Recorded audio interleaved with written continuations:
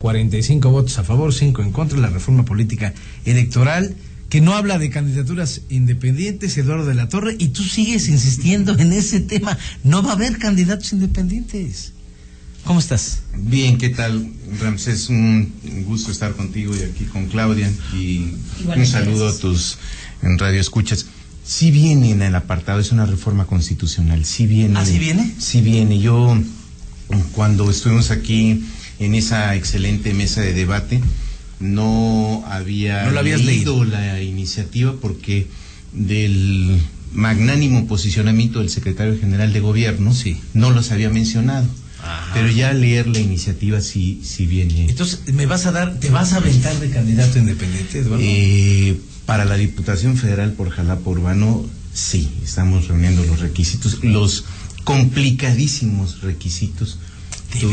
Pues, ¿qué tienes que hacer o qué? Tuve que ir al INE el martes a hablar con Benito Nasif, que es un amigo de muchos años, y me dice el del SAT, tuve 9 días, hoy apenas destrabamos el RFC de la Asociación Civil, porque el modelo que emitió el INE tiene graves errores para poder ser candidato. ¡Qué barbaridad! Entonces hay que ajustarlo como a la mexicana, paso a paso.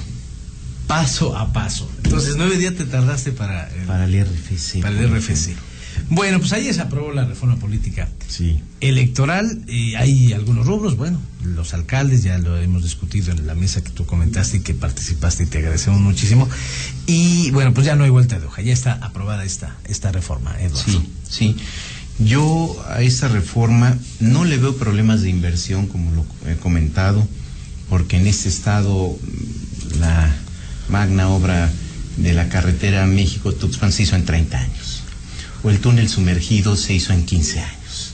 Entonces, no es un problema de inversiones. En Veracruz, una obra de significado tamaño, pues se tarda de 4 a 6 sexenios, promedio. Entonces, no es un problema de inversiones porque no se afectarían en ese sentido. Tampoco es un problema de gobierno. Yo estaba recordando a don Fernando Gutiérrez Barrios, gobernó 2 años, aunque fue un gobierno constitucional que después le piden asuma la Secretaría General de Gobierno. Es una ventaja gobernar 2 años, te voy a decir por qué. ¿Por qué, Eduardo? Porque si no, después estás en la plenitud del pinche poder. Hijo, qué bárbaro eres. ¿No? Como nuestro amigo Jacobo Budini en su tesis doctoral le dedica al gobernador Fidel Herrera, ese héroe de los tiempos modernos, ¿no? Entonces, creo que el problema que yo sí le observo es que no sería un plan estatal de desarrollo.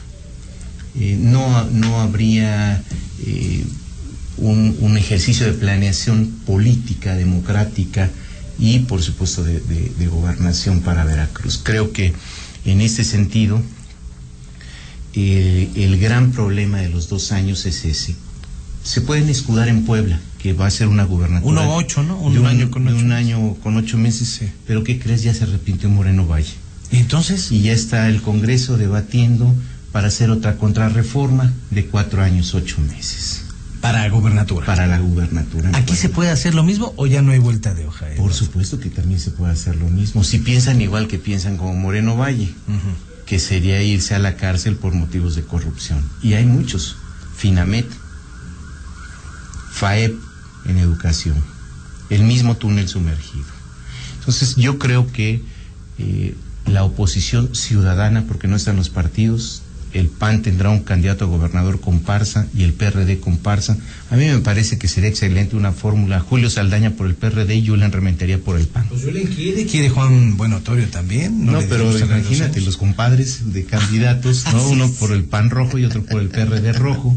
Pues por supuesto que el PRI gana la gubernatura, ¿no? No hay oposición en Veracruz. Pero ¿tú crees que no entraría el clan de los Yunes azules ahí? Yo ayer, en un debate que sostuvimos con Pepe Ortiz Medina, con Raimundo Jiménez y con Manuel Rosete, yo le apuesto al principio de la rebeldía que ya Pepe Yunes y Héctor Yunes hicieron.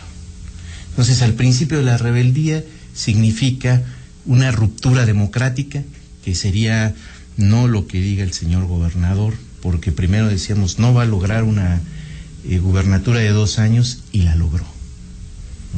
Entonces ahí sí hay que empezar a poner en tela de juicio todas las opiniones que ha habido en el Estado sobre la posibilidad de que no pueda poner candidato. Yo creo que sí puede poner candidato. Sí. Mira, o sea, yo había dicho, aprobará la reforma, pero no va a poner candidato. Pero hoy quién sabe. Pueden decir que fue un acuerdo banquetero con el presidente de la República, pero la política se mide con hechos. Y el hecho es que salió esa reforma. Pero se tenía que homologar la reforma, ¿no, Lalo? Se tenía que homologar y eran 3 elecciones. Eran 3 elecciones. Sí. O alcaldes, o diputados, o gobernador.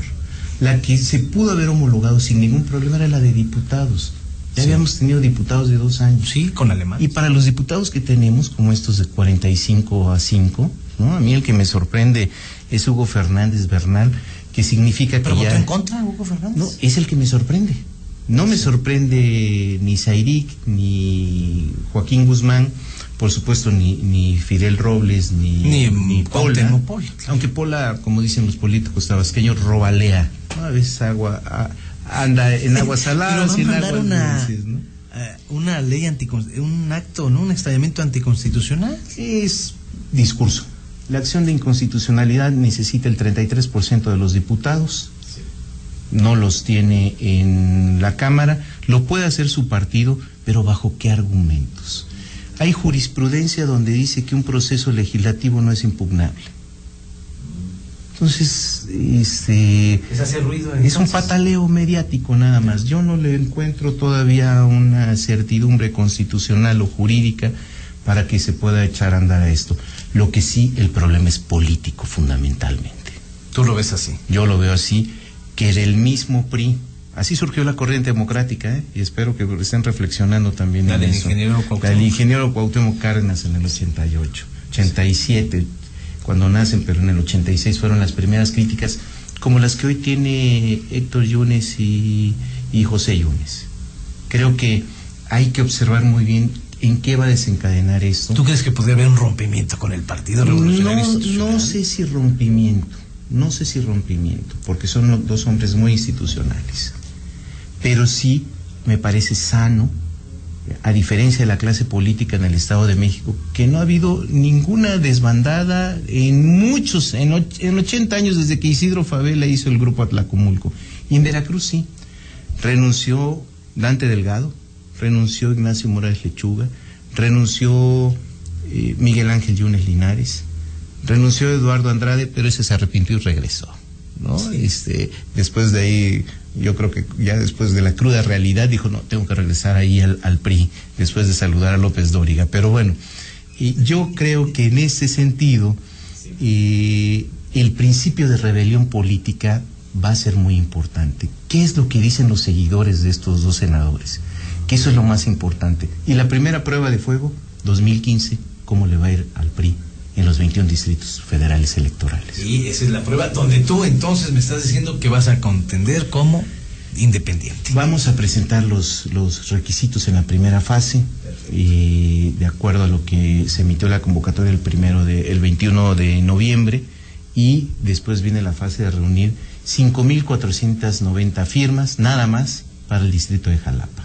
Es decir, más que un partido político, imagínate. Pero bueno, estaremos en eso. Muchas gracias, te mando un abrazo, te deseo lo mejor para estas fiestas decembrinas y con todos los bríos el año que viene, y ya sabes que estos son tus micrófonos. Igualmente, muchas gracias, muchas felicidades a ustedes dos, a todo su equipo como siempre, muchas gracias. Y a tus radioescuchas. Gracias a Lalo de la Torre, que es un referente importante, una voz que se escucha en el 88.9.